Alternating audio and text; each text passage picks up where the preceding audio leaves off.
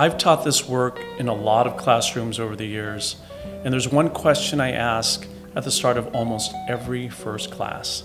I ask it very innocently like this. Do you believe that love is the greatest power in the universe? Most people say yes. A few say they hope so. Nobody has ever said no. If you think about it, yes is a strange, unaligned answer, because most of us spend most of our day refusing to act like it's true. I'm Leonardo Ramil. Welcome back. This is week 4 in our runway to the book You're Perfectly Whole, You Just Forgot. Publication is August 25th. Today is day 3 of the book. The chapter is called The Greatest Power in the Universe, and the mantra we'll practice with is, loving isn't difficult, it's just different.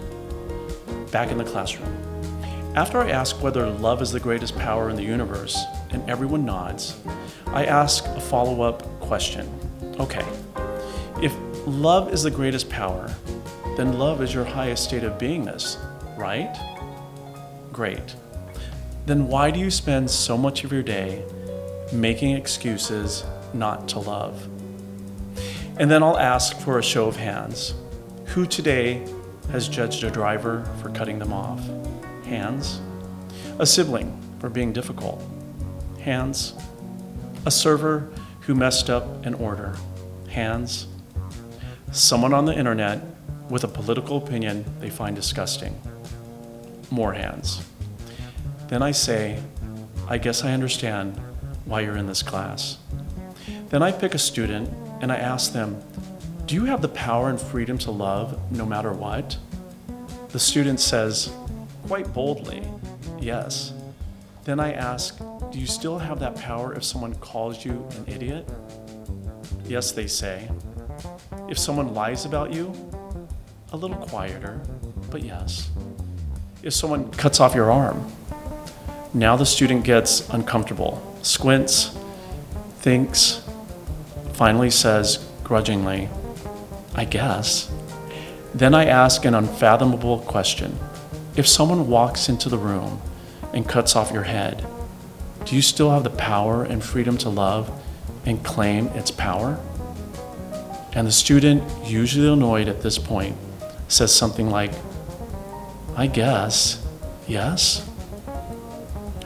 That is the moment the whole class gets still, because they've just heard themselves admit in broad daylight that if love is actually the greatest power in the universe, then it cannot be defeated by any physical circumstance.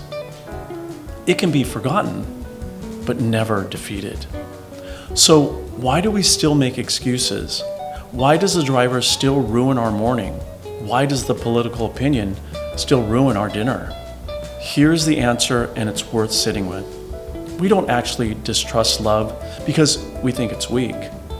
We distrust love because we spent most of our lives being rewarded for trusting something else.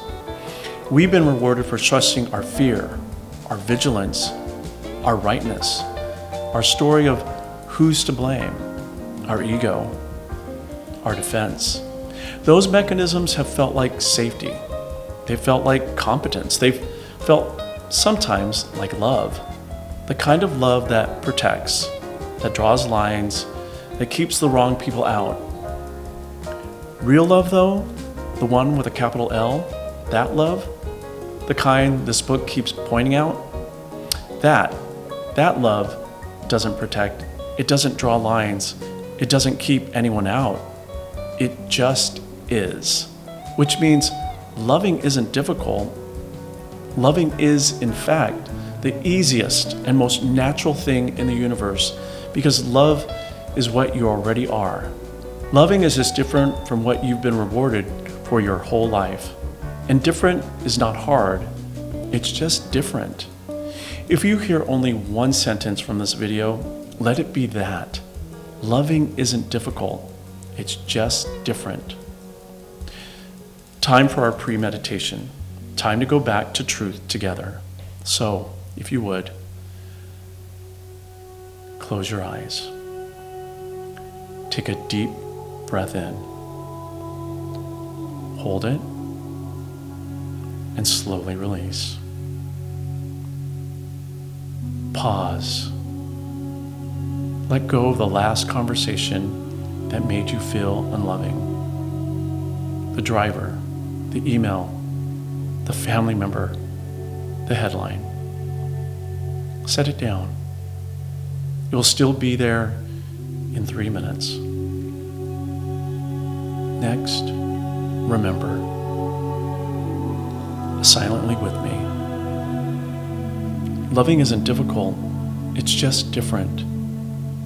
Ask inside yourself for the truth you already are to show you the love that has always been there, like a familiar song from long ago, like a warm blanket you forgot that you already own.